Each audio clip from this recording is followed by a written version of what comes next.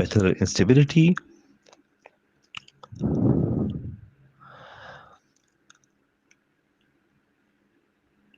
A patella is a fulcrum, an increased lever arm and extensor mechanism by 50%. Without patella, the forces will be more than 250%. The primary restraint is MPFL in first 30 degree of flexion. Patellofemoral bony structures in deeper flexion. Secondary dynamic stabilizer is vastus medialis. It can happen acute, chronic, or habitual. Risk factors: number 1, femoral anteversion. Number 2, ligamentous laxity, Ehlers-Danlos syndrome and Marfan syndrome. Number 3, MPFL rupture. Number 4, dysplastic VMO. Number 5, patella alta. Number 6, trochlear or femoral condyle dysplasia, classified by de Joor classification. Increasing Q angle. Between axis of extensor mechanism, ASIS to the center of the patella and tibial tuberosity to the center of the patella. This angle is 15 degree in women and 10 degree in men. Abnormal is more than 20 degrees. Cause is laterally placed tibial tuberosity, increased femoral anteversion, genu valgum, external tibial torsion. These three anatomical characteristics, femoral anteversion, genu valgum, and external tibial torsion, is a miserable malalignment syndrome and can lead to increased Q angle. TTTG angle, tibial tubercle trochlear groove angle, are the two CT images from deepest point of trochlea to the highest point of tibial tuberosity. Abnormal is more than 20 millimeter. In women, it is less than 18. In men, it is less than 12. Abnormal is more than 20 millimeter. I will do a sunrise merchant view and check for the congruency angle. It should be divergent. Check for osteochondral fractures, most commonly happening for the medial aspect of the patella. Radiographic markings. X-ray in a lateral view on 30 degree of flexion to measure to check the Blumensaat line. This Blumensaat line corresponds to the roof of intercranial notch. It should be at the level of inferior pole of patella.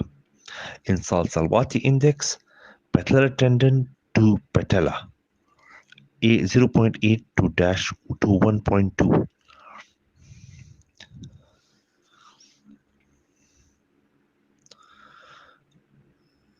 There is another angle called de Giorgi-Champ angle that is measuring the patellar or patellotrochlear index, that is length of patellar cartilage to the length of overlap of patella with the trochlear cartilage. Normal is more than 20%. Treatment: non-operative physiotherapy, close chain exercises, focuses with VMO and hamstring strength, patellar knee brace for 2 weeks. If acute, MPFL repair in dislocations with bony fragments, commonly at the femoral insertion.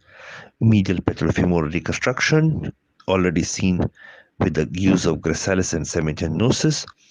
Femoral attachment is the shortal point, lies at 2 mm anterior to the posterior cortex of the femur and 2 mm distal to the posterior origin of femoral condyle and just proximal to the Blumensaat line. Tibial tubercle transfer, indicated if increased Q angle and increased TTTG angle, contraindicated in pubic symphysis, open physis and medial patellar arthrosis. Fulkerson technique, medialization and anteriorization by using oblique osteotomy of the tibial tubercle. Emsley-Trillat operation, medialization and no anteriorization. It's basically medialization and distalization. If insulin-salivary index is more than 1.3, trochleoplasty if the trochlea is dysplastic. Always do a Beighton score in these patients. POA guidelines, isolated lateral retractable release is never indicated. Number 2, significant patellar alta in the setting of recurrent dislocation should be treated with treated by tibial tuberosity. Caution is advised in patients with generalized joint hyperlaxity.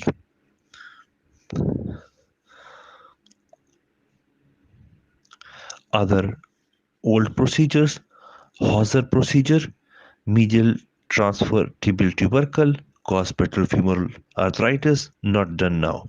McQuay procedure, anterior translation of tibial tubercle, skin necrosis, historical now.